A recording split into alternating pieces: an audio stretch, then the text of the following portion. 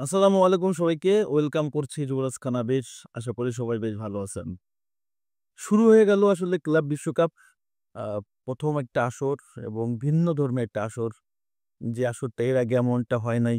ঘটা করে ৩২ টা দল ৮ টা গ্রুপে।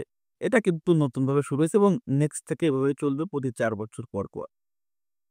উদ্বোধনী ম্যাচ ছিল ইন্টার মায়ামির সাথে আল আহলির এবং সেই ম্যাচটা হলো গোলশূন্য ড্র এবং লিওনেল মেসির দল আল আহলির সাথে গোলশূন্য ড্র করল। ম্যাচটা খুব একটা যে জমছে এটা বলার সুযোগ নেই। তবে ক্লাব বিশ্বকাপে আপনার সবগুলো দলই টপ থাকবে না। আল আহলি এবং ইন্টার মিলান যদি দেখেন তাহলে ২ টা দলই মিডিয়াম ক্লাসের দল। বিশেষ করে ইন্টার মিয়ামি যদি দেখি তাহলে লিওনেল মেসি, সুয়ারেজ এবং বুস্কেটস ছাড়া এই দলের আহামরি কোনো প্লেয়ার নাই। তবে ম্যাচটা খুব উপভোগ্য ছিল। সত্যি কথা বলতে উপভোগ্য ছিল এজন্য যে ২ টা দলেরই আক্রমণ ছিল মানে সমানে। তবে ২ টা দলকে কিন্তু সেভ করেছে তাদের গোলকিপাররাই এবং গোলকিপারদের অসাধারণ পারফরম্যান্স বলতে হবে। অতি মানবীয় পারফরম্যান্সেই আপনি যদি খেয়াল করেন যে এই ম্যাচটাতে ফার্স্ট হাফে সবচেয়ে বেশি ডমিনেট করছে কিন্তু আল আহলি এবং ফার্স্ট হাফে ইন্টার মায়ামি খুব একটা স্বাচ্ছন্দ্য ফিল করে নাই ম্যাচে। খুবই শিকি ছিল তাদের পারফরম্যান্সটা। লিওনেল মেসি, সুয়ারেজ বা বুস্কেটস এর কম্বিনেশনটা হচ্ছিল না মাঠের ভেতরে। ওই সময়টাতে আল আহলি তাদের মতো করে ডমিনেট করার চেষ্টা করছে। গোল বের করার চেষ্টা করছে। কিন্তু একাধিকবার গোল মুখে শট করছে, ওয়ান টার্গেট শট করছে কিন্তু আল্টিমেটলি রেজাল্টটা কিন্তু বের হয়নি। ফার্স্ট হাফে ইন্টার মিয়ামির একটু খরা গেলেও সেকেন্ড হাফটায় কিন্তু ইন্টার মিয়ামি একদম টোটালি ডমিনেট করার চেষ্টা করছে। বিশেষ করে লিওনেল মেসি, সুয়ারেজ এবং বুস্কেটসরা এক কথায় আল আহলিকে চেপে ধরছিল সর্বোচ্চ। কিন্তু গোলটা আসলে বের করতে পারে না এবং আল আহলির গোলকিপারও যথেষ্ট সেভ করছে এবং তার পারফরম্যান্স ছিল দুর্দান্ত। বিশেষ করে ২ টা গোলকিপারের ইন্টার মায়ামি এবং আল আহলি ২ টার পারফরম্যান্স দুর্দান্ত ছিল। মাঝখানের ম্যাচগুলোতে যখন আসলে ম্যাচে গোল হয় না তখন কিন্তু মানে দর্শকদের বিরক্ত লাগে, খেলোয়াড়দের বিরক্ত লাগে। অনেক বেশি পরিমাণ তারা আ ট্রাই করে কিন্তু গোল হয় না।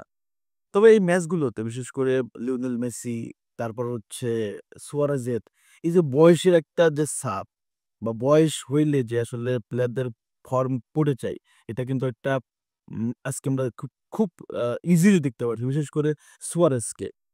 সুয়ারেজ একটা সময় পাগলা ঘোড়া ছিল, আপনারা সবাই জানেন এবং সে কি লেভেলের স্ট্রাইকার আমার আপনার অজানা নয়। কিন্তু আজকের ম্যাচটাতে যখন দেখতেছি সে বল নিয়ে যাচ্ছে, আগাচ্ছে কোনোভাবে যদি বলটা হারায় ফেলে তাহলে আর ওই আগের জৌলুসে যে বলটা রিকভার করবে কিন্তু আসলে জৌলুসটা এখন আর নাই। আগে যেমন ছিল। লিওনেল মেসির ক্ষেত্রেও সেমই। বয়সটা এমন একটা জায়গায় চলে গেছে তাদের ফুটবলের একদম শেষ পৃষ্ঠায় চলে আসছে। লিওনেল মেসি, সুয়ারেজরা আমাদের ফুটবলের অনেক আনন্দ দিচ্ছে, অনেক উত্তেজনাময় মুহূর্ত কিন্তু তারা উপভোগ করাইছে আমাদের। বাট তাদেরও এখন শেষের একটা সময় চলে আসছে। তো ক্লাব বিশ্বকাপ যেহেতু শুরু হলো, ইন্টার মায়ামি এবং আলহিলার ম্যাচটা গোলশূন্য ড্র হইলেও ম্যাচটা আ আক্রমণ কিন্তু সুন্দর ছিল। ২ টা দলেরই ফার্স্ট হাফে একদল ডমিনেট করছে, সেকেন্ড হাফ একদল ডমিনেট করছে, গোল হয় নাই। বাট আক্রমণ ছিল দুর্দান্ত ম্যাচটার ভিতরে। আজকেও রাত্রে অনেকগুলো ম্যাচ আছে। তো ইন্টার মায়ামির এই গ্রুপ থেকে আসলে রাউন্ড অফ 16 এ যাওয়া যথেষ্ট কঠিন হয়ে গেল। এই ম্যাচটা জিততে পারলে হয়তোবা নেক্সট আর ২ টা ম্যাচের ভিতরে যেকোনো একটা জিতলে হয়ে যেত এবং নেক্সট ২ টা ম্যাচই কঠিন প্রতিপক্ষ থাকবে।